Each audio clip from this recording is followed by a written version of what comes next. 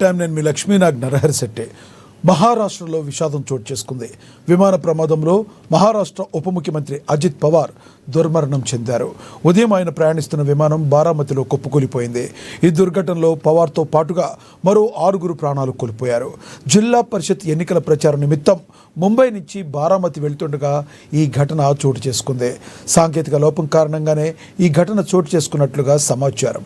ఇక మొత్తంగా భారతదేశ చరిత్రలో విమాన ప్రమాదాల్లో పలువురు ప్రముఖులు, నాయకులు, సినీ కళాకారులు, శాస్త్రవేత్తలు మరణించారు. ఈ సంఘటనలు దేశాన్ని ఒక్కసారిగా విషాదంలోకి నెట్టేశాయి. ప్రజల మనసుల్లో చెరగని ముద్ర వేసిన వారు ఇలా విమాన ప్రమాదాల్లో మరణించడం వారు ఇప్పటికీ మర్చిపోలేకపోతున్నారు. 1966లో ప్రముఖ అణుశాస్త్రవేత్త హోమీ జహంగీర్ బాబా ఎయిర్ ఇండియా విమాన ప్రమాదంలో మరణించారు. స్విట్జర్లాండ్లో ఆల్ప్స్ ప్రాంతాల్లో మాంట్ బ్లాక్ వద్ద విమానం కుప్పకూలింది. ఈ ఘటన భారత అణు కార్యక్రమానికి పెద్ద నష్టంగా మారింది. ఇక 1980లో కాంగ్రెస్ నేత సంజయ్ గాంధీ విమాన ప్రమాదంలో మృతి చెందారు. ఢిల్లీ ఫ్లయింగ్ క్లబ్కు చెందిన విమానాన్ని నడుపుతూ ప్రమాదకర విన్యాసాలు చేయడానికి ప్రయత్నించగా స్లెపర్ జంగ్ విమానాశ్రయం సమీపంలో విమానం కూలిపోయింది. ఇక 2002 మార్చి 3న లోక్సభ స్పీకర్గా పనిచేస్తున్న జీఎంసీ బాలయోగి హెలికాప్టర్ ప్రమాదంలో మృతి చెందారు. కృష్ణా జిల్లా ప్రాంతంలో ఆయన ప్రయాణిస్తున్న బెల్ 206 హెలికాప్టర్ కూలిపోయింది. ఇక ఈ ఘటన దేశ రాజకీయ వర్గాలను తీవ్ర దిగ్భ్రాంతికి గురి చేస్తుంది. 2004 ఏప్రిల్ 17న ప్రముఖ సినీ నటి సౌందర్య విమాన ప్రమాదంలో ప్రాణాలు కోల్పోయారు. ఎన్నికల ప్రచారంలో భాగంగా బెంగళూరు నుంచి కరీంనగర్కు వెళుతూ ఆమె ప్రయాణిస్తున్న చిన్న విమానం కూలిపోయింది. ఈ ప్రమాదంలో ఆమె సోదరుడు సైతం మృతి చెందాడు. ఇక సౌందర్య తెలుగు మాత్రమే కాకుండా అప్పట్లో తమిళ, మలయాళ, హిందీ, కన్నడ చిత్రాల్లో కూడా నటించి ఎంతో మంచి అభిమానాన్ని కూడా సంపాదించుకున్నారు.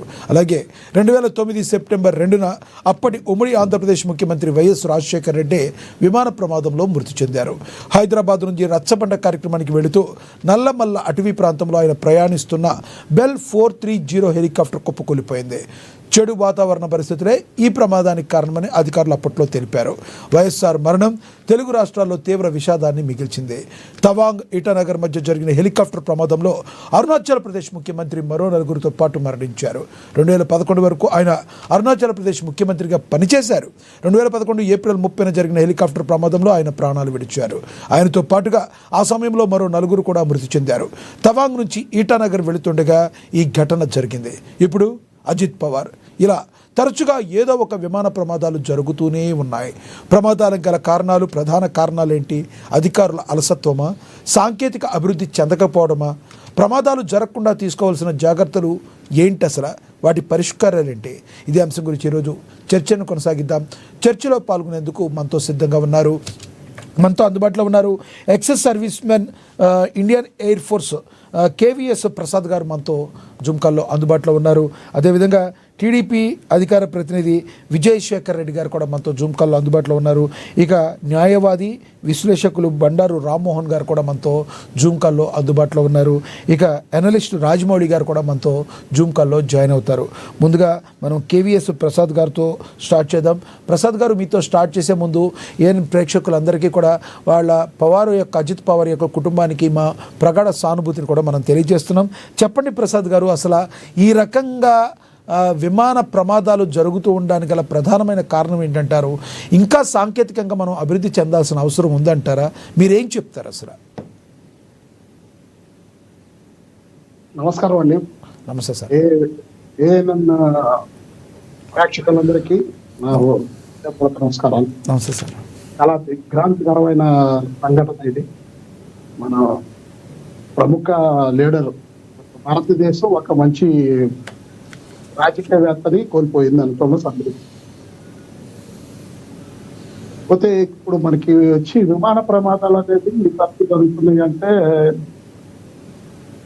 ఆ లోపాలని మనం ఇప్పుడు ప్రస్తుత పరిస్థితి ఏం జరిగింది అనేది కరెక్ట్ గా విశ్లేషించలేకపోయినా there are 2 factors అండి.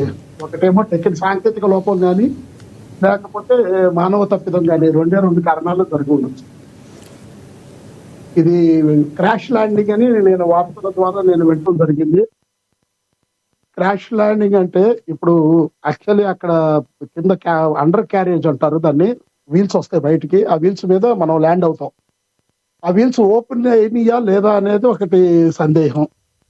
సెకండ్, పైలట్ ఏమన్నా ఇంకా కొంచెం హైట్ లో ఉండగానే ల్యాండ్ చేయడానికి ప్రయత్నించాడా అనేది రెండో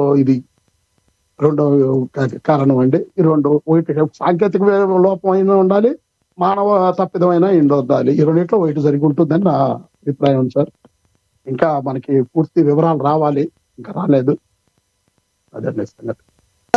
లోపం అయితే అయ్యి ఉండొచ్చు. తరచుగా ఇప్పుడు మనం మాట్లాడుకున్నవి కొంతమంది సెలబ్రిటీస్ విఐపీల గురించి మాట్లాడుకున్నాం. తరచుగా ఇంకా రీసెంట్గా కూడా మనం 60 మంది భారతీయులను కోల్పోయిన పరిస్థితి మనకి తెలుసు. ఇలా తరచూ ప్రమాదాలు జరుగుతుంటే సాంకేతికంగా మనం ఇంకా అభివృద్ధి చెందాల్సి ఉందంటారా?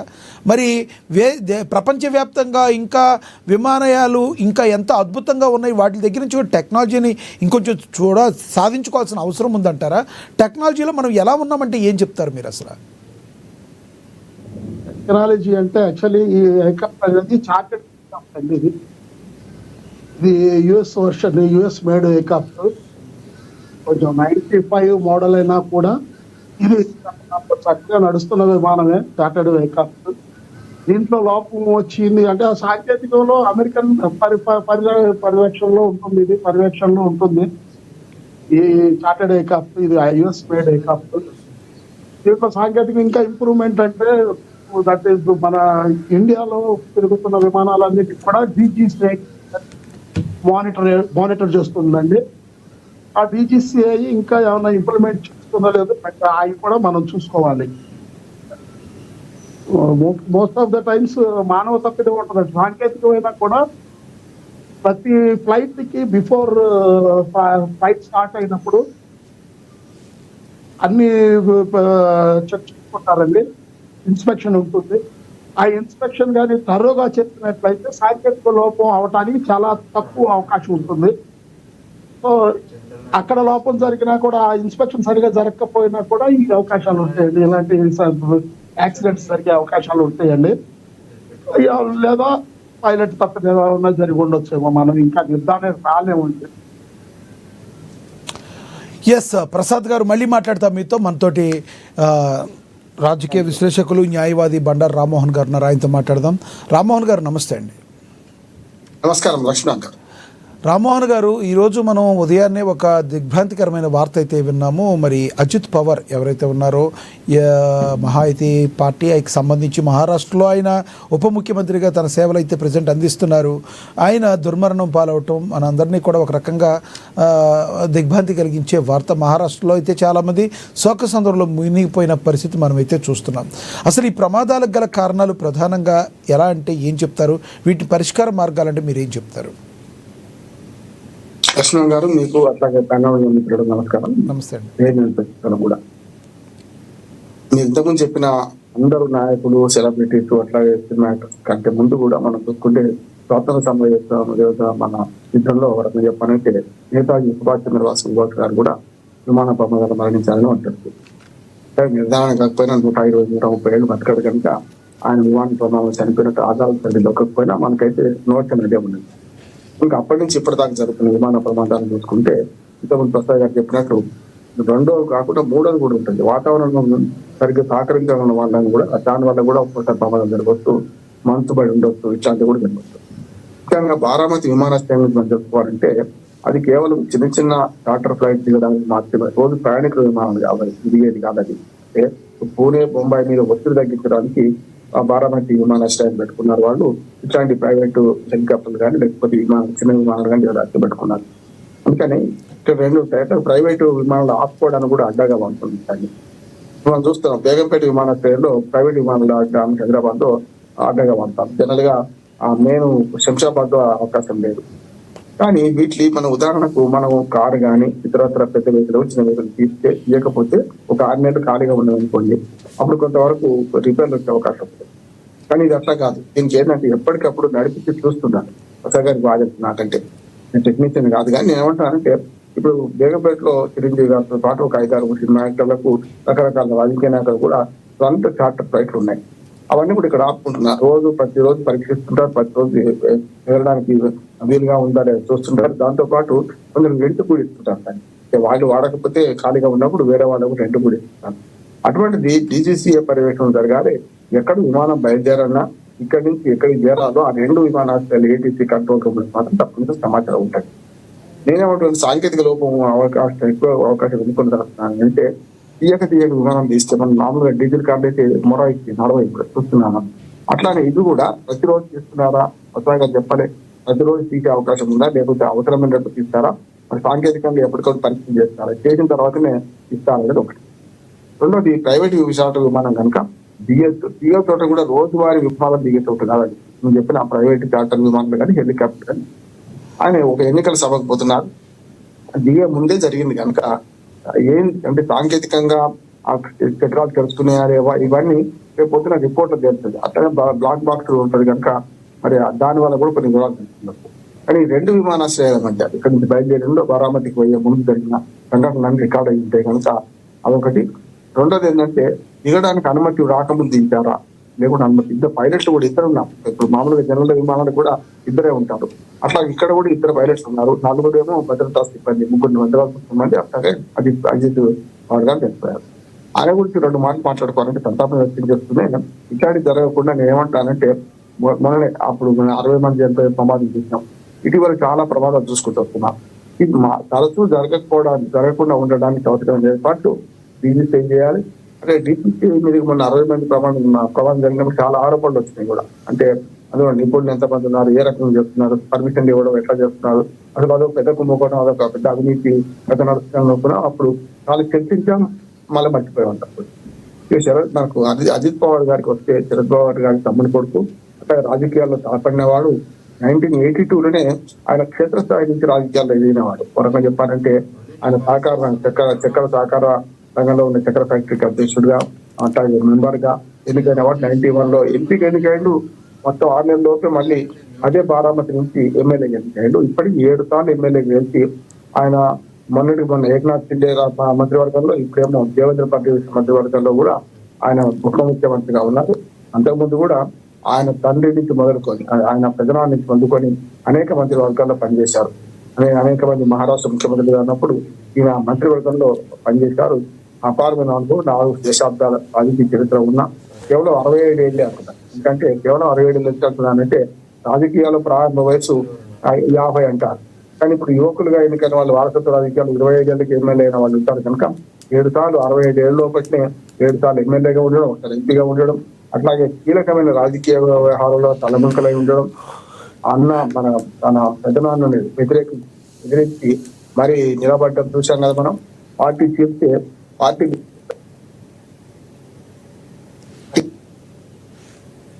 గడియారం చూస్తూ శరద్ పవార్ గారు కూడా మొదటి నుంచి కాంగ్రెస్ పార్టీలో ఉండి సోనియా గాంధీ విదేశీయేతర ప్రశ్నించి బయటకు వచ్చినవాడు. టీఎస్ అభిమాను శరద్ పవార్ వాళ్ళు వచ్చినప్పుడు మన పెదనాన్న అడుగుజాడల్లో బయటకు వచ్చిండు. బయటకు రావడం కాకుండా ఆయన వెన్నట్టు నిలిచిండు. నిలిచి ఈ సరైన విధంగా వాళ్ళు గౌరవిస్తలేదని చెప్పి మొన్న ఎన్డీఏ కూటమికి మన మద్దతు వస్తూ అన్నతో మన పెద్దనాన్నతో విభేదించి బయటకు వచ్చారు. బయటకు వచ్చి కూడా క్రియాశీల రాజకీయాల్లో ఉంటున్నాడు. ఇప్పుడు మొన్న మరి మన మహారాష్ట్ర పంచాయతీ ఎన్నికల్లో మున్సిపల్ ఎన్నికలు అయిపోయినాయి.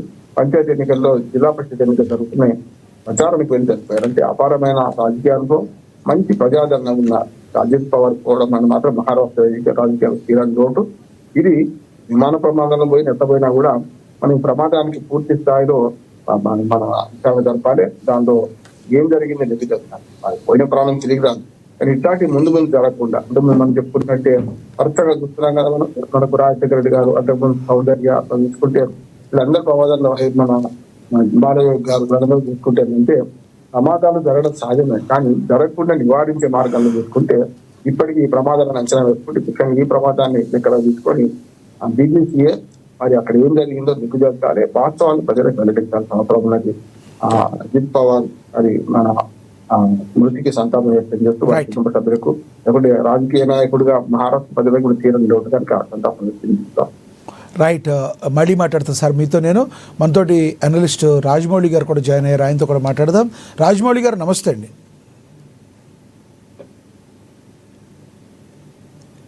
రాజమౌళి గారు నా వాయిస్ వినబడుతుందా మీకు? నమస్తే. ఎస్ రాజమౌళి గారు, విమాన ప్రమాదాలు అనేవి విఐపి పర్సన్స్ ఈ మధ్యకాలంలో ఇంకా కంటిన్యూగా జరుగుతూనే ఉన్నాయి. ఆ మాటకు వస్తే సామాన్య ప్రజల ప్రాణాలు కూడా గాల్లో కలిసిపోయిన పరిస్థితి మనం ఈ గడిచిన నెలల్లోనే చూసిన పరిస్థితి. అజిత్ పవార్ గారు ఈరోజు ఇలా దుర్మరణం పాలవటం ఆ పార్టీకి కావచ్చు, కూటమికి కావచ్చు, డ్యామేజ్ జరిగే విధంగా అయితే 100% ఉందంటంలో ఎటువంటి అతిశక్తి లేదు. అసలు ఈ ప్రమాదానికి గల కారణం ఏంటంటే మీ సైడ్ నుంచి ఏమైనా ఇన్ఫర్మేషన్ ఉందా? ఇందులో ఏమన్నా కొంతమంది మాట్లాడుతున్న పరిస్థితి కుట్ర కోణాలు ఉన్నాయా అని అనుమానాలు కూడా వ్యక్తం చేస్తున్నారు. ఏమైనా ఉన్నాయని మీరేమన్నా అనుకుంటున్నారా? ఫస్ట్ ఆఫ్ ఆల్ అక్కడ ఉన్న మిత్రులందరికీ నమస్తే. నమస్తే. అంటే ఒక 1995 నుంచి ఇంటర్నేషనల్ ట్రావెలర్ గా నాకున్న ఎక్స్పీరియన్స్ నేను ఇక్కడ షేర్ చేసుకుంటా. రెండవది, కొన్ని నాకు తెలిసి నెలల క్రితము అనుకుంటాను ఎయిర్ ఇండియా విమానము కూలిపోయింది గుజరాత్ లో. అప్పుడు మనకు తెలిసింది ఏంటంటే దాని మెయింటెనెన్స్ అంతా భారత ప్రభుత్వం ఒక విదేశీ కంపెనీ చేతిలో పెట్టింది. అది కూడా మనకు నమ్మకదగ్గ కంట్రీ అయితే కాదనిపిస్తుంది. అలాంటి కంట్రీ చేతిలో పెట్టింది, వాళ్ళ హస్తం ఉన్నది. అది ఇప్పటివరకు అది బయటపడలేదు. అది నిజమా కాదా అన్నది మాత్రం మనం ఆలోచించాల్సిన విషయం. అయితే నాకున్న ఎక్స్పీరియన్స్ ప్రకారం ఏంటంటే, మనము ఫ్లైట్ ఎక్కిందంటే మన ప్రాణాలు మన చేతిలో ఉండవు. అది దేవుని చేతిలో భారం పెట్టాలి, ట్రావెల్ చేస్తూ ఉండాలి. కానీ అక్కడ ఈ కుట్రకులాలు అన్నవి ఇప్పుడు బయటపడుతున్నాయి. నిజంగా కూడా భారతదేశం మీద కొంతమందికి, అంటే వాళ్ళని నేను పాయింట్అవుట్ చేయడం సభ్యత కాదు, కొన్ని శక్తులు, విదేశీ శక్తులు, తర్వాత కొన్ని మత శక్తులు భారతదేశాన్ని విచ్ఛిన్నం చేయడానికి పూనుకున్న అన్నది మాత్రం వాస్తవం. అందులో వాళ్ళు ఈ ఇండియానే దానికి తార్కాను దాన్ని ఎన్నుకున్నారు. అయితే ఇక్కడ కుట్రకోణం ఉన్నదన్నది మాత్రం కొంత అనుమానించాల్సిన అవసరం అయితే డెఫినెట్ గా ఉంది. అందులోపల రాజకీయ నాయకులు ఇక 67 ఏళ్ళంటే పెద్ద గొప్ప విషయం కాదు. ఒక మంచి పండు వారిన రాజకీయవేత్తని అనుకోవచ్చు. ఆయన మీద డెఫినెట్ గా కన్ను అయితే ఉన్నాయి కొంతమందికి, అపోజిషన్ వాళ్ళకి అన్నది కూడా వాస్తవమే.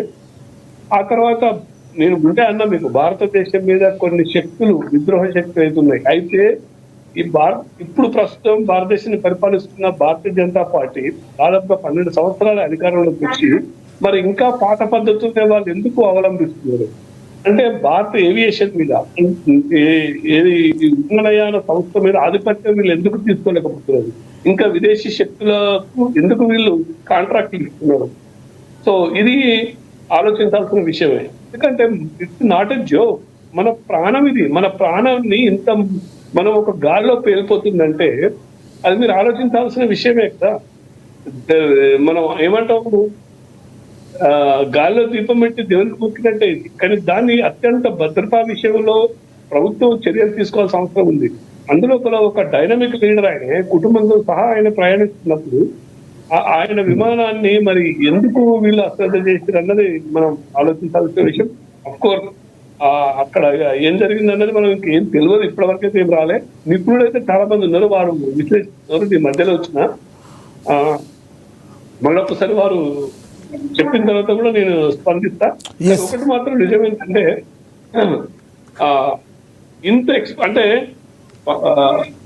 ఇంటర్నేషనల్ జర్నీ లోపల చాలా ఉంటాయి కొన్ని ఇంకొకసారి ఇంకా దాన్ని హైజాక్ చేయడం ఉన్నది, అదన్నది ఇదన్నది. ఇప్పుడు ఆ హైజాక్ పోయినాయి, తుపాకులు పట్టుకొని చేసే హైజాక్ పోయింది. ఇప్పుడు ఓన్లీ టెక్నాలజీతో ఇంత కూర్చొని దాన్ని కంట్రోల్ చేసే కెపాసిటీ వచ్చింది. ఒకప్పుడు 2001లో WTC కూల్చేసిండ్రు. అప్పుడు ఫిజికల్ గా అక్కడికి పైలట్ వెళ్ళి దాన్ని కూల్చేసింది. అట్లా అదే ఒకటి కాందహార్ లో ఫిజికల్ గా పైలట్ వీళ్ళు టెర్రరిస్ట్ వెళ్ళి దాన్ని హైజాక్ చేసిండ్రు. ఇప్పుడు అట్లా కాదు. ఏంది మొన్న ఎయిర్ ఇండియా అదే తాకారు. సో ఇప్పుడు కూడా ఇక్కడ దీనికి అవకాశం లేదనడానికి కొట్టిపారేయలేదు. మిగతా మిత్రులు రైట్ రాజమౌళి గారు. ఎస్ మళ్ళీ మాట్లాడతాం. మనతోటి మాట్లాడడానికి అందుబాటులో ఉన్నారు టీడీపీ అధికార ప్రతినిధి విజయశేఖర్ రెడ్డి గారు అందుబాటులో ఉన్నారు. ఆయనతో మాట్లాడదాం. విజయశేఖర్ రెడ్డి గారు నమస్తే అండి. నమస్కారం అండి. విజయశేఖర్ రెడ్డి గారు, విజయశేఖర్ రెడ్డి గారు, ఇవాళ జరిగిన సంఘటన అయితే చాలా అందరికీ కూడా దిగ్భ్రాంతిని అయితే కలిగించింది. కానీ ఇక్కడ తెలుగు రాష్ట్రాలకి సుపరిచితులైన రామ్మోహన్ నాయుడు గారు పౌర విమానయాన శాఖ మంత్రిగా ఉన్నారు. ఇలాంటి జరుగుతున్న సంఘటనలు మొన్న గతంలో జరిగిన విమాన ప్రమాదం కావచ్చు, మొన్న ఇండిగోలకు సంబంధించిన అన్ని కూడా సర్వీసులు క్యాన్సిలేషన్ కావచ్చు, ఇప్పుడు ఇది కావచ్చు, వీటన్నిటి వల్ల ఆయన ఏమైనా స్ట్రెస్కు లోనయ్యే అవకాశం ఉందంటారా? ఇలాంటివి జరగకుండా పరిష్కారాలు చూడడానికి రామ్మోహన్ నాయుడు ఏ రకంగా మరి పరిష్కార మార్గాలు వెతికే అవకాశం ఉంటుంది? ఆయన మీద ఏమైనా ప్రెజర్ ఉండే అవకాశం ఉందంటారా ఒక మంత్రిగా? ఏమంటే, ముందుగా అజిత్ పవార్ గారు మహారాష్ట్రలో ఒక అద్భుతమైన నేత. పవార్ కుటుంబం నుంచి శరద్ పవార్ గారికి సమీప బంధువుగా ఆ రోజు ఎన్సీపీలో ఒక అద్భుతమైన పాత్ర పోషించారు. మన బండారు రామ్మోహన్ గారు చెప్పినట్టు చాలా సార్లు ఆయన ఎమ్మెల్యే అయ్యారు, అట్లాగే ఫైనాన్స్ మినిస్టర్. ఈరోజు మీరు ఒకసారి చూస్తే మహారాష్ట్రలో ఫైనాన్షియల్ ప్లానింగ్ కావచ్చు, అట్లాగే బడ్జెట్స్ ఎలా సమర్పించాలా, ఎలా ఫైనాన్షియల్ ప్లానింగ్ చేయాలా, మహారాష్ట్రలో ఫైనాన్షియల్ గా ఎట్లా డెవలప్ చేయాలా, దీంట్లో చాలా ప్రముఖ పాత్ర పొందుతారండి. చాలా సంవత్సరాలు అయినా ఫైనాన్షియల్ మినిస్టర్ గా ఉన్నారు, చాలా గవర్నమెంట్ లో శరద్ పవార్ గారు ముఖ్యమంత్రిగా ఉన్నప్పుడు కావచ్చు, తర్వాత కాలంలో ఇప్పుడు డిప్యూటీ సీఎం గా.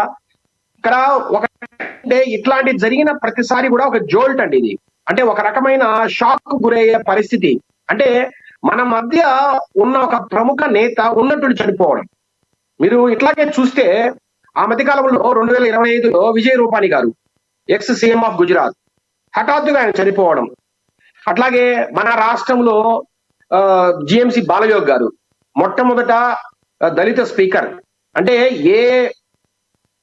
ఏ రకమైన ఐడియాలజీతో నారా చంద్రబాబు నాయుడు గారు ఆ రోజు ఒక దళిత స్పీకర్ ను ఈ దేశానికి మొట్టమొదటి స్పీకర్ గా పెట్టాలా, ఒక కొత్త ట్రెండ్ ని క్రియేట్ చేయాలా, దళితుల్లో ఆత్మవిశ్వాసాన్ని నింపాలా, బడుగు బలహీన వర్గాలకు ఒక మంచి రిప్రజెంటేషన్ ఇవ్వాలా అని ఆ రోజు చంద్రబాబు నాయుడు గారు ఒక మంచి నిర్ణయం తీసుకొని బాలయోగాన్ని పెడితే హఠాత్తుగా కాలం ఆయనకు అర్థం చేసింది.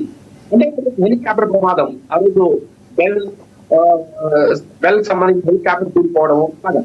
అట్లాగే వైఎస్ రాజశేఖర రెడ్డి గారు, అంటే 5 సంవత్సరాలు చాలా ఈ రాష్ట్రానికి సీఎం. అంటే నేను తెలుగుదేశం పార్టీ కూడా ఒక రాష్ట్ర ముఖ్యమంత్రిగా, కాంగ్రెస్ పార్టీ లీడర్ గా ఆయన ఈ రాష్ట్రానికి ఎంతో సేవ చేశారు. మేము తెలుగుదేశం పక్క ఉన్నా కూడా ఆయన్ను ముఖ్యమంత్రిగా విధానాలు వ్యతిరేకించామే గాని, ఆయన చేసే పద్ధతులను వ్యతిరేకించామే గాని, ఆయన జీవించి ఉండకూడదని మేము ఎప్పుడు అనుకోవాలా.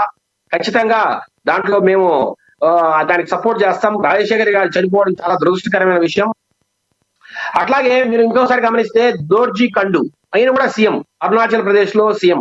ఇట్లాగా మరొకసారి మాధవరావు సింధియా, చాలా మంది కాంగ్రెస్ లీడర్లే చనిపోతున్నారు. బాధాకరమైన విషయం ఏంటంటే ఇక్కడ దీన్ని కొంత ఆలోచించాలి మనం. ఎందుకు ఎక్కువ మంది కాంగ్రెస్ సంబంధించిన లీడర్లే చనిపోతున్నారు? సంజయ్ గాంధీ గారు, మాధవరావు సింధియా, తర్వాత ఓం ప్రకాష్ జందాల్, దోర్జీ కండు, వీళ్ళందరూ కూడా కాంగ్రెస్ లీడర్లే. ఎక్కువ మంది కాంగ్రెస్ లీడర్లే చనిపోతున్నారు. ఇక్కడ కారణం ఏంటి అంటే, నేనేమంటానంటే కొంత ఎక్కువ మంది హెలికాప్టర్ ప్రమాదాల్లో మరణించడం. అంటే హెలికాప్టర్లు ప్రయాణించగల వెదర్ కండిషన్స్ సరిగా ఉన్నాయా లేవా అనేది మనం రేడార్ ద్వారా ముందు తెలుసుకోవాలండి. రేడార్ ను ఉపయోగించి ఇప్పుడు మనం వెళ్ళే ప్రదేశంలో మంచి వాతావరణం ఉందా, లేదంటే మధ్యలో ఎక్కడన్నా ఈ క్లౌడ్స్, మీరు ఒకసారి గమనిస్తే రాజశేఖర్ గారు వెళ్ళినప్పుడు అక్కడ దట్టమైన క్లౌడ్, అది క్యూములో నింబస్ క్లౌడ్స్ అనేదో ఆ రోజు మాట్లాడారు. ఇట్లాంటి క్లౌడ్స్ లో హెలికాప్టర్ ప్రయాణించడము అంత మంచిది కాదు. అవి దట్టమైన క్లౌడ్స్, చాలా ఎత్తు వరకు ఉంటాయి, చాలా కింద వరకు, అంటే చాలా థిక్నెస్ ఆఫ్ ద క్లౌడ్ చాలా ఎక్కువగా ఉంటుంది. దాంట్లో ప్రయాణించడం కష్టం. ఇట్లాగా డిఫరెంట్ వెదర్ కండిషన్స్. కాబట్టి ఇండియాలో ఈ రోజు మీరు అన్ని ప్రాంతాల్లో ఒకే వెదర్ కండిషన్స్ లేవు, డిఫరెంట్ వెదర్ కండిషన్స్. ఇప్పుడు మనము కాశ్మీర్ వెళ్తే ఒక రకమైన కండిషన్స్, ఈశాన్య రాష్ట్రాలకు వెళ్తే ఒక రకమైన కండిషన్స్.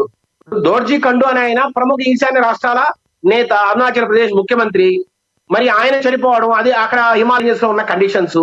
అట్లాగే మీరు ఇంకా ఈ పక్క మహారాష్ట్ర వెళ్తే, నిన్న మహారాష్ట్రలో జరిగిన ఉదంతం ఏదైతే, ఈ రోజు జరిగిన ఉదంతం ఏదైతే ఉందో, ఇది ఆయన సొంత ఫ్లైట్ అండి. ఇది ఎవరి దగ్గర బాడుక్కు తెచ్చి నడిపే ఫ్లైట్ కాదండి. లియర్ జెట్ 45, చాలా లగ్జూరియస్ ఫ్లైట్. అది చాలా కాస్ట్లీ అండ్ మోడర్న్ ఫ్లైట్ అండి. అంటే అంత ఈజీగా ఏదో రిపేర్ లో వస్తేనో, లేదా ఏదన్నా టెక్నికల్ గా ఏదైనా సమస్యలు ఉంటాయి అనేది నేను నమ్మట్లే. నా ఫీలింగ్ ఏంటంటే ఒక ఎమర్జెన్సీ ల్యాండింగ్ చూపించారంటే ఏదైనా ఒక పక్షి తగిలిండొచ్చు, ఏదైనా ఎక్కడైనా ఒక ఫ్లైట్ దిగేటప్పుడు పక్షి తగిలితే మాత్రం చాలా ఇబ్బందిగా పరిస్థితుంది. పక్షులు చాలా ఇబ్బంది పడతాయి ఫ్లైట్స్ ని. అక్కడ ఏదైనా జరిగిన అవకాశం కూడా ఉండొచ్చు. అందుకనే వాళ్ళు ఎమర్జెన్సీ ల్యాండింగ్ చూపించారు. లేదంటే కింద ఈ టైర్లు ఉంటాయి కదండి, టైర్లు కూడా తెలుసుకోకపోతే టైర్కి ఒక్కొక్కసారి టైర్ లూబ్రికేషన్ సరిగా లేకపోవడం వల్ల టైర్లు కూడా ఆ ఎమర్జెన్సీ ల్యాండింగ్ రావచ్చు. ఇట్లాగో రకరకాల ల్యాండింగ్స్. కాబట్టి ఈ రోజు జరిగిన మాత్రం రిపోర్ట్ ఏంటంటే ఎమర్జెన్సీ ల్యాండింగ్ చేయడానికి పైలట్ ముందుకు వచ్చారు, ట్రై చేశారు. ఆ ప్రయత్నాల భాగంగా ఎమర్జెన్సీ ల్యాండింగ్ జరిగినప్పుడు ఫ్లైట్ యాక్సిడెంట్ జరిగిందనేది మనకున్న వార్త. ఈ ఎమర్జెన్సీ ల్యాండింగ్ చేయడానికి భక్తులు కారణమా, లేదంటే టెక్నికల్ గా ఏదైనా ఇష్యూస్ అక్కడ వచ్చాయి ఆ ఫ్లైట్ లో? ఇప్పుడు రైలు గారు చెప్పినట్టు ఈ ఫ్లైట్ ఏదో బయట కంపెనీకి సంబంధించిన ఫ్లైట్ అయ్యి ఆ రోజుకి ఏదో చెప్పుకోవడం వల్ల అంటే కొంత మనం అనుమానించాలి. ఏంటంటే బయట వాళ్ళు ఏదైనా దీంట్లో వాళ్ళ హస్తం ఉందండి, కానీ దీన్ని సొంత ఫ్లైట్ అండి. ఈయనకు ఒక ఫ్లైట్ ఉంది, ఆ సొంత ఫ్లైట్ లోనే ఎప్పుడైనా ప్రయాణిస్తారు. ముంబై నుంచి బారామతికి ఆయన ప్రయాణించుతారు. ఎప్పుడు దాని పరిస్థితి ఎందుకు వచ్చింది కొంత చేయాలి. కానీ మీరు రాజమౌళి గారు చెప్పినట్టు కూడా మనము టెక్నాలజికల్ గా ఏరోస్పేస్ లో కొంత వెనుకబడి ఉన్నామండి. మీరు ఒకసారి గమనిస్తే ఈ మధ్య కాలంలో భోగాపురం ఎయిర్పోర్ట్ పక్కన ఎయిర్లో పోలీసులు చంద్రబాబు నాయుడు గారు కూడా ఒక ఏవియేషన్ సిటీ ఏర్పాటు చేయాలని ఉద్యోగంతో ఉన్నారు. ఈ రోజు భోగాపురం ఎయిర్పోర్ట్ పూర్తయిన వెంటనే ఆ ఏవియేషన్ త్యాగలిగితే మనము మన దేశంలో ఉన్న ఇండియన్ ఫ్లైట్స్ కూడా అక్కడికి తీసుకెళ్లి అక్కడ ఓవరాలింగ్ కావచ్చు, రిపేరింగ్ చేయడం కావచ్చు. మనకు ఈ రోజు భారతదేశంలో ఫ్లైట్స్ రిపేర్స్ కావచ్చు, లేదంటే రకరకాల టెక్నికల్ ఇష్యూస్ ను రిపేర్ చేయడం కావచ్చు, వెనకబడుతున్నాం. ఎక్కువగా ఏదైనా ఒక ప్రాబ్లమ్ ఫ్లైట్ వచ్చినప్పుడు దాన్ని మనము ఇప్పుడు ఎయిర్ బస్ అనుకోండి, ఎయిర్ బస్ వాళ్ళ హెడ్ క్వార్టర్ పంపించడము, లేదంటే బోయింగ్ అనుకోండి, బోయింగ్ పంపించడము, వాళ్ళు పంపిస్తున్నారు. కానీ ఇక్కడ మనకు ఒక ఫెసిలిటీ ఉంది. ఆ రిపేర్ కావచ్చు, లేదంటే నా పార్ట్స్ చేంజ్ కావచ్చు, లేదంటే ఏదైనా ఓవరాల్ ఈ టికెట్స్ మార్చడం కావచ్చు, సాయిల్ మార్చడం, రకరకాల ఇవన్నీ మార్చడానికి మన భారతదేశంలో ఒక మంచి పద్ధతి ఎక్కడ లేదు. ఇంతసేపు ఎయిర్పోర్ట్స్ ఉన్నాయి. ఆ ఎయిర్పోర్ట్స్ లో ఒక్కొక్క విమానయాన సంస్థ ఒక్కొక్క మెయింటైన్ చేస్తారు. హైదరాబాద్ ఉంది, ఇంకో అట్లాగా బెంగళూరు ఉంది, లేదా మన ఎయిర్ ఇండియా, ఇట్లా హబ్స్ పరంగా టెక్నికల్ ల్యాక్ వీటిని కనుక్కోవడానికి కావచ్చు, మనకు లేదా వాస్తవం ఈరోజు వీటిని ముందుకు తీసుకురాలి. రెండోది ఏంటంటే మనకు తగినంత ట్యాప్ రిపేర్ చేయడానికి మన ఎక్స్పర్ట్స్ మన దగ్గర తక్కువ ఉన్నారు. ఎందుకంటే మనకు వచ్చే ఫ్లైట్స్ అన్ని కూడా వేరే దేశం నుంచి కొనుక్కోవచ్చు. అంటే వేరే దేశంలో ఈరోజు అమెరికా నుంచి కావచ్చు, ఫ్రాన్స్ నుంచి కావచ్చు, జర్మనీ నుంచి కావచ్చు, రకరకాల కంపెనీ నుంచి మనం ఫ్లైట్స్ కొంటున్నామండి. ఎయిర్పోర్ట్ కానీ, బోయింగ్ కానీ, ఇవన్నీ ఫారెన్ వీటిని కొనేటప్పుడు ఎక్స్పోర్ట్ కూడా మాకు కావాలి, ఇక్కడ వాళ్ళు ఉండాలి. చెకింగ్స్ అంటే నెలకు నేను అనుకోవడం చెకింగ్స్ అంటే ల్యాండ్ అయిన వెంటనే అక్కడ పైలట్స్ కావచ్చు, కొన్ని చెక్ చేసుకుంటుంది. అది కాకుండా కొంత చెక్ చేసే విధానం అయితే ఖచ్చితంగా రావాలి. మనం ఖచ్చితంగా వెనకబడి ఉన్నాం. దానికి సంబంధించి ఏదైతే కంపెనీస్, ఈ బోయింగ్ కంపెనీ కావచ్చు, ఏ కంపెనీ కావచ్చు, ఈరోజు లియర్ ఈ కంపెనీ కూడా ఎక్స్పోర్ట్ వాటికి సంబంధించిన ఒక పీరియాడికల్ చెకింగ్ టెస్ట్లు అవి చాలా వరకు ప్రమాదాలను నివారించే అవకాశం ఉంది. రైట్ సార్, నేను చెప్పండి. దాంట్లో భాగంగానే ఈ రోజు భోగాపురం ఏర్పడ ఏవియేషన్ సిటీ అనేది ఒకటి వస్తే, ఈ రోజు మీరు చెప్పినట్టు రామ్మోహన్ నాయుడు గారు దానికోసం పరిశీలిస్తున్నారు. ఆ ఏవియేషన్ సిటీ వచ్చినప్పుడు అక్కడ మనము టైర్ సంబంధించిన డీటెయిల్స్ అన్ని కూడా అక్కడ ఇచ్చినప్పుడు అక్కడ ఈ రిపేర్స్ కావచ్చు, లేదంటే ఇట్లాంటి చెకింగ్ కావచ్చు, ఏదైనా ఉన్నప్పుడు అక్కడ మనం చేయగల ఆస్కారం ఉంది. ఇట్లాంటి ఏజెన్సీ సిటీలు ఈరోజు భారతదేశంలో కొన్ని ఉన్నాయి.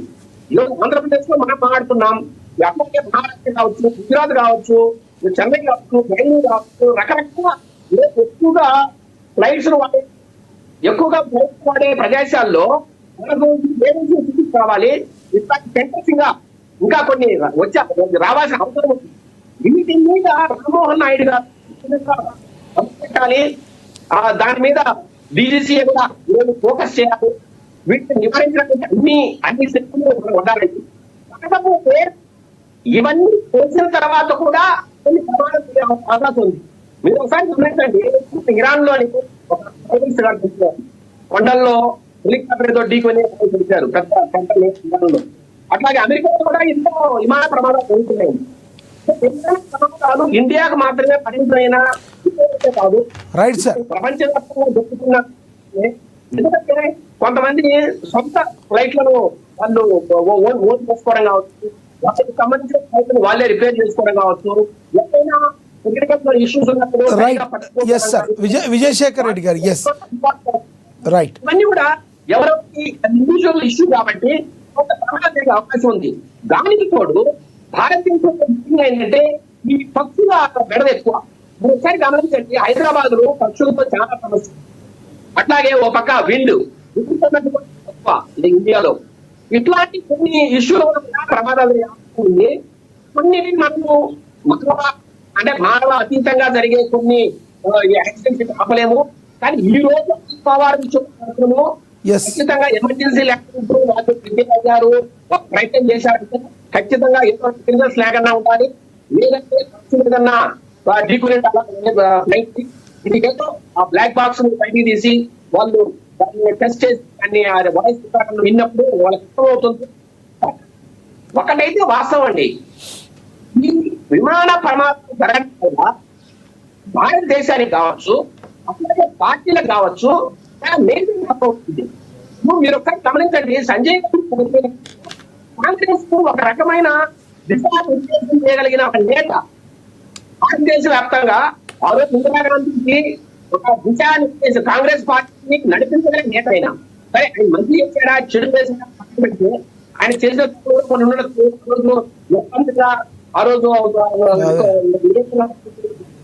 చేయడం కావచ్చు, రకరకాల ఆయన సంజయ్ గాంధీతో. అలాగే ఎమర్జెన్సీ కానీ ఆరుడు అనే మాట కూడా కొంతమంది మాట్లాడతారు. కానీ పార్టీ పరంగా చాలా దారుణంగా జరిగిందండి. అప్పుడు రాజశేఖర రెడ్డి చనిపోవడం కూడా ఆంధ్ర రాజకీయాల్లో పిలుపు, కాంగ్రెస్ పార్టీకి ఒక మెసేజ్ డ్యామేజ్. ఇక్కడ మనము మాట్లాడుకుంటూ పోతే మాధవరాజ్ సింధియా గారు ఈరోజు మాధవరాజ్ సింధియా గారు చనిపోవడంలో అక్కడ మధ్యప్రదేశ్ లో ఒక పెద్ద నేత అయినా, అంటే ఒక 40-50 కాన్స్టిట్యూన్సీ లో అభ్యర్థులు గెలిపించగల సత్తా ఉన్న వ్యక్తి, మహారాజు కుటుంబం నుంచి వచ్చిన వ్యక్తి.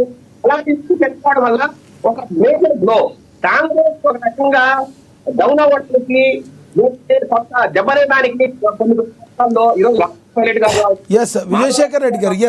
ఎస్ మళ్ళీ వస్తారు సార్ విజయశేఖర్ రెడ్డి గారు. ఎస్, మీ దగ్గర కొంచెం వాయిస్ డిస్టర్బెన్స్ వస్తుంది, క్లియరెన్స్ లేదు. మళ్ళీ మాట్లాడతాం మీతో. మనం ఒకసారి కేఎస్ ప్రసాద్ గారితో మాట్లాడదాం. ప్రసాద్ గారు చెప్పండి, ఏదైతే బ్లాక్ బాక్స్ వచ్చిన తర్వాత దానిలో ఏం జరిగింది అనేది మరింత కొంచెం తెలిసే అవకాశం ఉందంటారా? ప్రధానంగా పైలట్స్ గురించి మాట్లాడుకునేటప్పుడు వాళ్ళ యొక్క తర్ఫీదు ఎంతవరకు ఉంటుంది? ఎంత ప్రైవేట్ పైలట్స్ అయినా, ప్రైవేటు క్రాఫ్ట్స్ అయినా, ఏవైనా కూడా మరి పైలట్స్ అయితే నడిపేది ఎవరు అండర్ కంట్రోల్లో ఉంటుంది? దీన్ని ఏ రకంగా చెప్తారు? పైలట్స్కున్న ఎక్స్పీరియన్స్ని ఏ రకంగా చూస్తారు? ఎవరిని పెట్టుకునే అవకాశం ఉందంటారు? సార్, ఈ పైలట్స్ అనేది యాక్చువల్లీ డీజీసీ నామ్స్ ప్రకారం ఒక స్పెసిఫికేషన్స్ రిలీజ్ చేస్తుందండి. ఇన్ని అవర్స్ సోలో ఫ్లైట్ ఫ్లై అయ్యి ఉండాలి, ఎంత ఎక్స్పీరియన్స్ ఉండాలి, ఇన్ని ఇయర్స్, ఇవన్నీ చెక్ చేస్తుంది. వాళ్ళ యొక్క ట్రైనింగ్, వాళ్ళ సర్టిఫికేషన్ కూడా దాని ప్రకారమే పైలట్స్ తీసుకోవడం జరుగుతుంది. అక్కడెక్కడ మనకి లోపాలు వచ్చే అవకాశం అయితే లేదు. ఎందుకంటే అవన్నీ చాలా స్ట్రిక్ట్ గా, చాలా జెన్యున్ గా జరుగుతాయి ఆ ప్రాసెస్ అన్ని. ఓన్లీ థింగ్ ఏంటంటే regular aircraft maintenance and checks అనేవి ఇంపార్టెన్స్ అండి. అది ఎక్కడ ఎంతవరకు జరుగుతుంది అనేది DGCA has to monitor it. ఆ మానిటర్ ర్యాండమ్ చేస్తారు. ర్యాండమ్ చేయటం అంటే సమ్ టైమ్స్ 100లో ఒకటి చేస్తున్నావా, 10లో ఒకటి చేస్తున్నావా, లేకపోతే ప్రతి ఎయిర్క్రాఫ్ట్ చెక్ చేస్తున్నావా అనేది మన యొక్క ఎఫిషియన్సీని పెంచుతుంది. DGCA దీన్ని అర్థం చేసుకుని ప్రతి ఎయిర్క్రాఫ్ట్ ని వాటి కండిషన్, వాటి యొక్క రికార్డ్స్ ని, మెయింటెనెన్స్ రికార్డ్స్ ని, పైలట్ ట్రైనింగ్ ఎఫిషియన్సీని ఇవన్నీ కూడా చెక్ చేసుకుంటూ ఎప్పటికప్పుడు చెక్ చేసుకుంటే ఇలాంటివి జరగడానికి కొంచెం తక్కువ ఆస్కారం ఉంటుంది. ఆపరేషనల్ సేఫ్టీ రికార్డ్స్ ఉంటాయండి. వాటిని ఫాలో అవుతున్నారా లేదా, ఆ సర్టిఫికెట్స్ ని మన టెక్నీషియన్స్ కానీ పైలట్స్ కానీ వాటిని త్వరగా వాళ్ళు నాలెడ్జ్ లో ఉందా లేదా, వాళ్ళకి ముఖ్యంగా వాళ్ళ నాలెడ్జ్ కూడా కావాలి. వాళ్ళు ఎంతవరకు దాన్ని ఫాలో అవుతున్నారు, వాళ్ళకి అర్థం అయిందా లేదా, రెగ్యులర్ గా వాళ్ళకి వాళ్ళని దగ్గర ఈ నార్మల్లీ DGCA అనేది ఎగ్జామ్ ఉంటుందండి. దాన్ని క్వాలిఫై అయితేనే one will be technician are A pilot, వాళ్ళ స్టాండర్డ్స్ ప్రకారం ఉంటున్నాయి. అదే కాకుండా ఈ మా మధ్యలో కూడా వాళ్ళని కొంచెం ఇంప్రవైజ్ చేసుకుంటూ ఎగ్జామ్స్ కండక్ట్ చేసుకుంటూ వాళ్ళ ఎఫిషియన్సీని కూడా క్యాల్కులేట్ చేసుకుంటుంటే ఇంకా ఇలాంటివి తగ్గుతాయండి. ముఖ్యంగా ఏంటంటే శ్రద్ధ, నిబద్ధత ఇవి ఉండాలి. ఏ సర్వీస్ చేసినా ఎక్కడ చేసినా కూడా ఇప్పుడు ఏదో జస్ట్ చెక్ చేసుకుని వచ్చేస్తాం కాకుండా ఆ చెక్ చేసుకునేటప్పుడు త్వరగా చెక్ చేయడం కూడా ఒక ఇండివిజువల్ రెస్పాన్సిబిలిటీ అండి. అది ఎంతవరకు జరుగుతుంది అనేది కూడా చెక్ చేసుకోవాలి. ఆర్గనైజేషన్ ఇప్పుడు ఈ ప్రైవేట్ చార్టర్డ్ అంటే it is like travel agency అండి. ట్రావెల్ ఏజెన్సీ నుంచి ఒక ఎయిర్క్రాఫ్ట్ తెచ్చుకుని వాళ్ళు ఆ రోజు ఫ్లైట్ కి ప్లాన్ చేసుకున్నారు. ఆ ట్రావెల్ ఏజెన్సీ మీద కూడా మంచి నిఘా పెట్టాలి. DGCA has to work on it. మన అఫ్ కోర్స్ మన మినిస్టర్ గారు మనవారే కాబట్టి మన వారు DGCA మీద అంత ఇంపోజ్ చేసుకోవాలి. వాళ్ళని ఇంపోజ్ చేసుకుంటే ఇవన్నీ ఒక లైన్ ప్రకారం జరుగుతాయి. Thereby we can restrict ఇదనమాట, ఈ ప్రాబ్లమ్స్ అది రిస్ట్రిక్ట్ చేసుకోవచ్చు అని నా అభిప్రాయం అండి. వచ్చిన తర్వాత ఇంకొన్ని ఎవిడెన్స్ ఏమైనా తెలిసే అవకాశం ఉందంటారా, అసలు లోపల ఏం జరిగిందో అనే ఎవిడెన్స్? డెఫినెట్లీ అండి. ఎందుకంటే ల్యాండింగ్ ప్రక్రియ స్టార్ట్ అవగానే ATCతో కనెక్షన్ లోనే ఉంటుంది ఎయిర్క్రాఫ్ట్. పైలట్స్ ATCతో ఆ పర్టికులర్ ATC కనెక్షన్ ఉంటుంది. ల్యాండింగ్ ప్రాసెస్ మధ్యలోనే ఈ బ్లాస్ట్ కనుక మొత్తం ATC రికార్డ్ లో డెఫినెట్ గా ఉంటుంది. బ్లాక్ బాక్స్ లో కూడా వాళ్ళు ఏదైనా అంతకుముందు ఏదైనా 1 hour డ్యూరేషన్ బ్లాక్ బాక్స్ మనకి మొత్తం ఇచ్చేస్తుంది.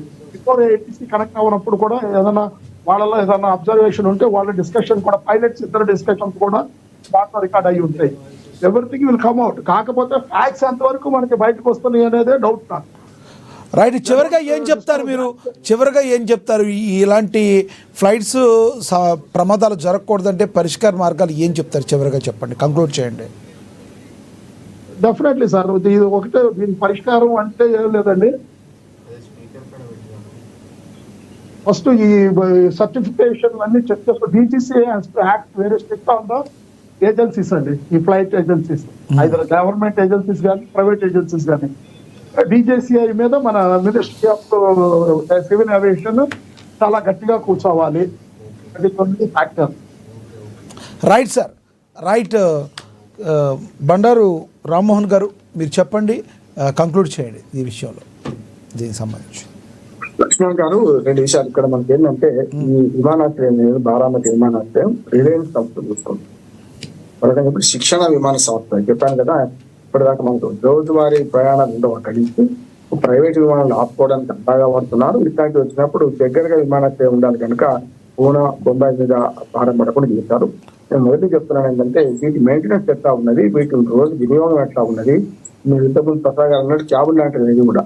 ఇంతకుముందు మన రెడ్డి గారు చెప్పారు కదా ఒక మాట, అది సొంత ఫ్లైట్ అయింది అంటున్నా. సొంత ఫ్లైట్ అయినా సరే దాని రోజు మెయింటెనెన్స్ ఉండాలి కదా, ఉందా లేదా, ఈ చెప్పుడు పరిశీలించాలి లేదా. అన్నిటికంటే మనం కుట్రకోణం అయితే లేదనుకుంటున్నాను. ఇక్కడ కుట్రకోణం ఏమో ఉండదు, పెద్ద సమస్య లేదు. అజిత్ అజాత శత్రువు పెద్దగా ఆయన మీద చంపామని ఎవరికి ఉండదు అనుకుంటున్నాను. రాజకీయంగా ఎట్లా చూసినా ఆయనకు లేదు. ఆయన సౌమ్యంగా ఉండేవాడు, అజాత శత్రువు కూడా. రెండోది ఏంటంటే, ఇప్పుడు ఏదైతే ఈ విమానాశ్రయంలో విమానాలు ఎన్ని దిగుతున్నాయి, ఎన్ని పోతున్నాయి ఇప్పటిదాకా అంటే, ఈ విమానంలో అందరూ చనిపోయారు. ఎవరన్నా బతుకుంటే కనీసం ఏదైనా తెలిసేది, కానీ అది అందరూ చనిపోయారు. ఇప్పుడు ఏమున్నా సాంకేతికంగా బ్లాక్ బాక్స్ కానీ ATC సెంటర్ నుంచి అర్పించి చేయాల్సిన అవసరం ఉంది. రామ్మోహన్ నాయుడు గారికి వచ్చే దోకా ఏం లేదు. వారి మీద గతంలోనే ఆ ప్రమాదం, పెద్ద ప్రమాదం జరిగినప్పుడే చాలా అనవసరంగా విమానాలు లేపారు చూసాం మనం. అట్లా అనుకుంటే అసలు ప్రమాదం జరిగిన రంగం ఏదైనా ఉంటుందా? బస్సులో అయినా రైల్లో అయినా ఏ ప్రమాదం జరగకుండా ఏది ఉండదు. ఆ రోజు వాళ్ళు జరుగుతుంటాయి. వేల విమానాలు నడుస్తున్నాయి ఈ దిశలో. ఏదో దీని వల్ల జరిగింది అని మనం సూచీకరించడానికి వీల్లేదు. కానీ కొన్నిసార్లు కొన్ని ప్రమాణాలు పాటించాం. ఉదాహరణ చెప్తాను, ఇటీవలనే మహారాష్ట్ర జరిగిన ప్రమాదం ఒకటి చెప్తాను. ఏకనాథ్ షిండే గారు ఆయన ఉప ముఖ్యమంత్రి ఆయన సొంత నియోజకవర్గానికి పోయి సభలో పాల్గొని మళ్ళీ వెనక్కి రావచ్చింది. ఆయన ఇట్లా చిన్న చార్టర్ ఫ్లైట్ లో వెళ్ళారు. వెళ్ళిన తర్వాత అక్కడ 2 గంటలు ఆలస్యం వచ్చి పోదామంటే నాకు 8 గంటలు అయిపోయింది సార్, నాకు ట్రైన్ టైం అయిపోయింది, నేను విమానం నడిపి అని పైలట్ నిరాకరించాడు. కానీ 2 గంటలు ఆగాల్సి వచ్చింది అక్కడ. అంటే అంత స్ట్రిక్ట్ ఉంటాయి రూల్స్. 2 గంటల లోపు తానే మన విమానయాన శాఖ మంత్రితో మాట్లాడి, ఏటీసీ వాళ్ళతో మాట్లాడి, సిటీసీ వాళ్ళతో మాట్లాడి ఆఖరికి సెటిల్మెంట్ ఏంటంటే ఆయన ఖాళీగానే వస్తున్నాడు కదా ఫ్లైట్ నడిపియలేదు కదా, ఫ్లైట్ టైం కాకుండా ఉంటుంది కనుక మరొకసారి నడిపియొచ్చు, బాంబే దాకా తీసుకురావచ్చు అని పర్మిషన్ అంటే ఇచ్చిన. చివరిగా చెప్పండి ఒకటి, ఇప్పుడున్న సామాన్య ప్రయాణికుల్లో కూడా విమానయాన ప్రయాణం మీద మరి పాజిటివ్ వైబ్ తేవాలంటే ఎటువంటి చర్యలు తీసుకోవాలంటారు? ఎప్పటికప్పుడు సాంకేతిక అవదేశం అంటే భయపడుతూ బతకలేమండి. నడుస్తూ చచ్చిపోతాం, కూర్చొని చచ్చిపోతాం అంటే అర్ధరాత్రి అంటే తెల్లారి సూర్యోదయం చూస్తామని చెప్పి అందరం అనుకుంటాం. కానీ సూర్యోదయం చూడకుండా 5 లక్షల మంది ప్రపంచవ్యాప్తంగా మనకు హార్ట్ అటాక్ ఏదో రకంగా ప్రపంచం చూడకుండా చచ్చిపోతున్నారు. హాస్పిటల్ దేని కాకుండా తెల్లారి మన నిద్రని చెప్తారు. రైట్ సార్, రైట్ అండి. విజయశేఖర్ రెడ్డి గారు బయట అందుకని ఒక మాట చెప్తాను. చెప్పండి.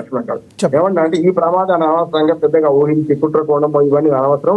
మంత్రిత్వ శాఖ మీద కూడా తప్పు ప్రచారం అవుతుంది. ఏమైనా సరే ఇక మరొకసారి ప్రమాదం జరగకుండా ఎప్పటికప్పుడు చర్యలు తీసుకునే ఉండాలి, ప్రేమ చేసుకున్నాం తప్ప దీన్ని పెద్దగా చేసి మంత్రిత్వ శాఖ ఏమవుతుంది లేకపోతే ఇంకేమైతుంది అంటే అనవసరంగా ఒడుగు. Right sir, okay. Vijayasekhar Reddy గారు కంక్లూడ్ చేయండి. ఒకటైతే మాత్రం వాస్తవం, ఈరోజు ఫ్లైట్స్ కు సంబంధించిన ఎంఆర్ఓ ఫెసిలిటీస్ అయితే మనకు పెరగాలి. మెయింటెనెన్స్ అండ్ రిపేర్ సెంటర్స్ కొంత పెరగాల్సిన అవసరం ఉంది. మనకు చాలా తక్కువ మోతాదులో ఈ రోజు అట్లాంటి సెంటర్స్ ఉన్నాయి. దాని వల్ల ఖచ్చితంగా ఇబ్బంది ఉంది. రెండోది ఏవియేషన్ ఎక్స్పర్ట్స్ అండి, ఈ రిపేర్ చేయడానికి కావచ్చు, లేదంటే దాని మెకానిక్స్ ఇంజనీర్స్, ఏవియేషన్ ఇంజనీర్స్, ఇట్లా రకరకాల పదవుల్లో ఉన్న వ్యక్తులను ఇంకా కొంతమంది మనము తెచ్చుకోవాలండి. అంటే ఫారెన్ నుంచి తెచ్చుకోవాలా, లేదంటే ఇక్కడే మనము ఇంకా అభివృద్ధి చేసుకోవాలన్నా, కొన్ని సెంటర్స్ ఇంకా ట్రైనింగ్ సెంటర్స్ ఇంకా పెట్టడమా, ఫ్లైట్ కి సంబంధించిన ట్రైనింగ్ సెంటర్స్ ఇంకా పెట్టడం, ఇవన్నీ కూడా జరగాలి. కాబట్టి సేఫ్టీ స్టాండర్డ్స్ అండి. ఇప్పుడు ఈ మధ్యకాలంలో మీరు ముందు అన్నారు ఇండిగో సమస్య కొంత ప్రబలంగా ఆ రోజు చాలా ఫ్లైట్ తీసుకోవడం కావచ్చు, తర్వాత రామ్మోహన్ నాయుడు గారు కూడా కొంతమంది జరిగింది. సేఫ్టీ స్టాండర్డ్స్ ను మనం గట్టిగా అమలు చేయాలండి.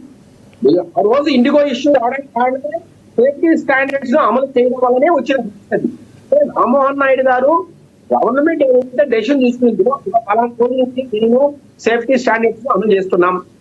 అంటే పైలట్ కు ఒక ఫిట్నెస్ స్టాండర్డ్స్ ను అమలు చేయాలని ఒక తాపత్రయంతో గట్టిగా అమలు చేయడం వల్ల ఇండిగో వారు సరైన ప్రిపరేషన్ లేకపోవడం అనేది జరిగిన సమస్య ఆ రోజు. కానీ దానికి అనవసరంగా ఆ రోజు రామ్మోహన్ నాయుడు గారిని మాట్లాడడం అనేది తప్పది. కానీ అట్లాగే ఈ స్టాండర్డ్స్ తో పాటు డీజీసీఏలో కూడా మన డీజీసీఏలో కూడా ఎక్స్పర్ట్స్ తో పనిచేయాలండి. ఎందుకంటే ఒక్కసారి ఫ్లైట్ లేసింది అనుకోండి, మన చేతిలో ఉండే పని కాదండి. అంటే